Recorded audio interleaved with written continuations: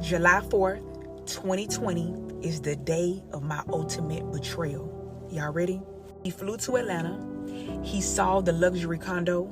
He saw the weight loss, the transformation. I had my hair done, my makeup done. I was looking completely different. So we had breakfast and, we talking about our relationship. We talking about getting back together, him moving to Atlanta and we just, all that.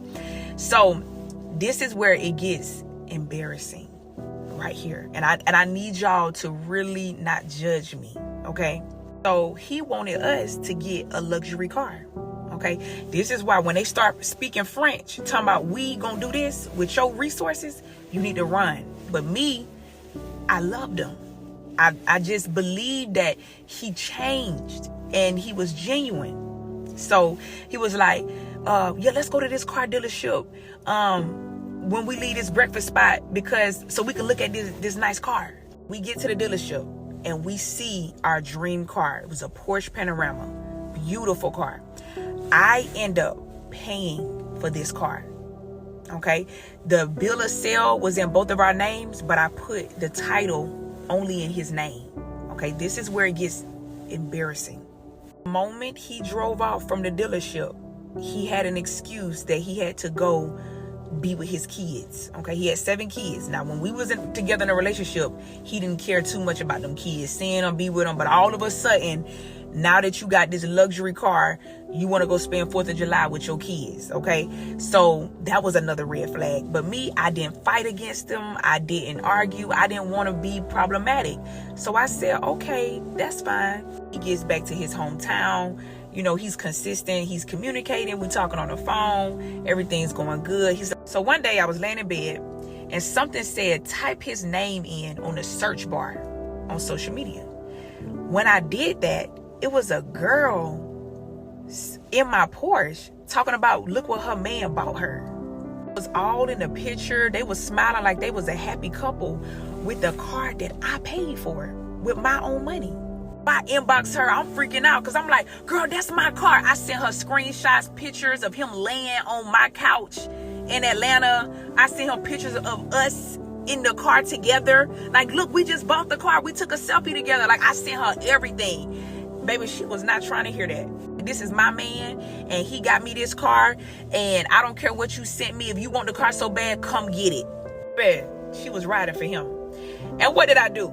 I end up going down there, trying to get the car. It turned into a fight. The police was called. He said I was stalking him.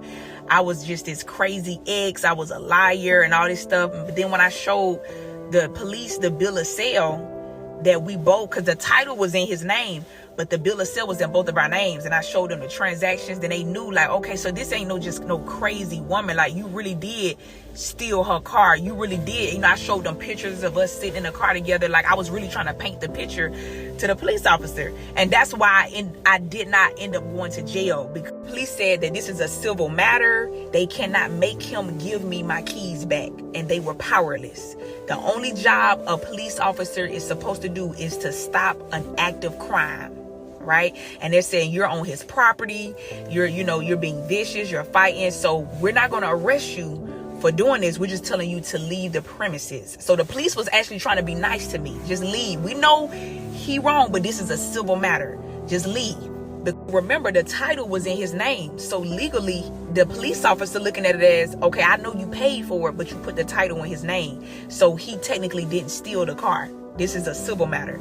So now I'm heartbroken and I'm publicly embarrassed because this man just interrupted my healing process. I wasn't even thinking about him when I moved to Atlanta.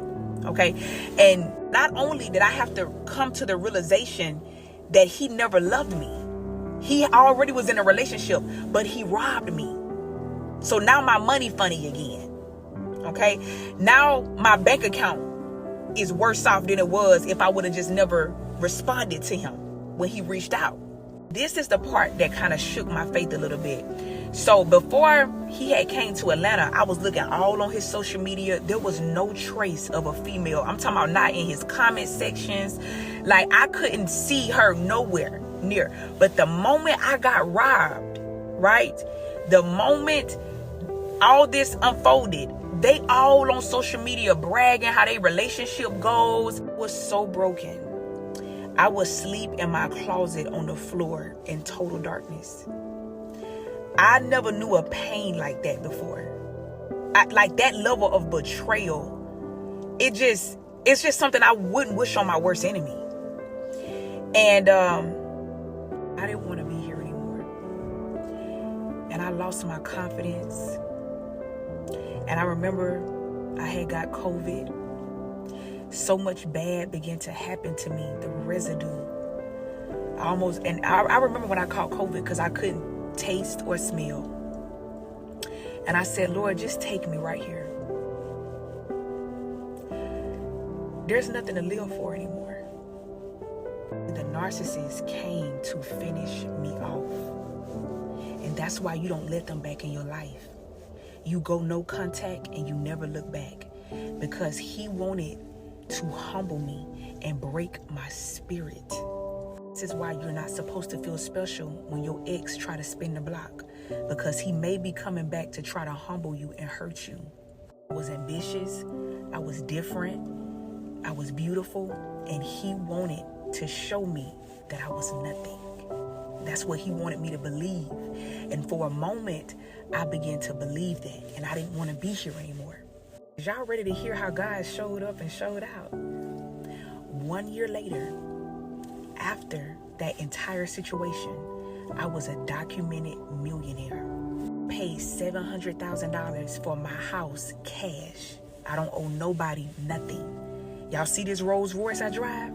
I paid for it cash. I don't have no car note. So yeah, you stole a Porsche from me, but God gave me a Rolls Royce.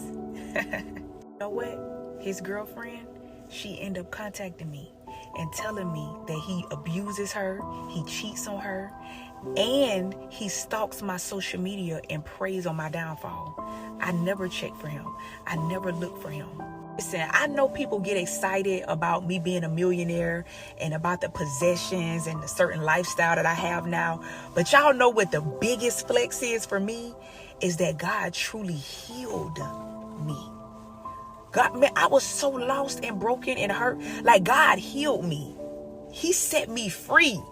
And to me, that's the biggest blessing than him restoring my finances and giving me the wealth. I'm thankful for it. God in heaven knows. God, I thank you.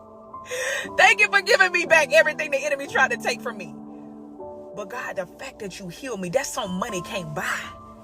Ooh, that's some money can't. When you heal for real, when he set you free for real, you get your beauty back. Uh-oh, I felt something right there. Hold on. You get your joy back. You get your confidence back. Let me know if y'all want a part 2 of this story because it gets deeper and deeper. All right. But I just wanted to encourage every woman. Don't look back. When the moment you realize that you're with a narcissist, you need to leave. They will never change. I'm telling you, because they don't see themselves as the problem. Like narcissists see themselves as the victim. They will never see how toxic they are. And that's why they won't change, because they won't self-reflect. And one thing I love about me, every year I always evaluate, like, Anissa, you could have did this better. You could have moved differently in this area. You know, I love how I always correct myself and I have accountability partners around me. Like that's why I always grow, you know, because I never get to a place and be like, oh yeah, y'all the problem. I'm good. But narcissists feel like they're perfect and everybody else is the problem.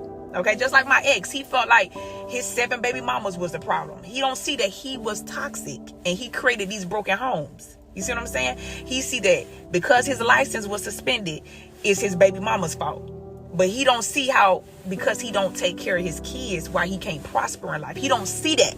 Okay, so I love y'all. Yeah, let me know in the comments if y'all want a part 2.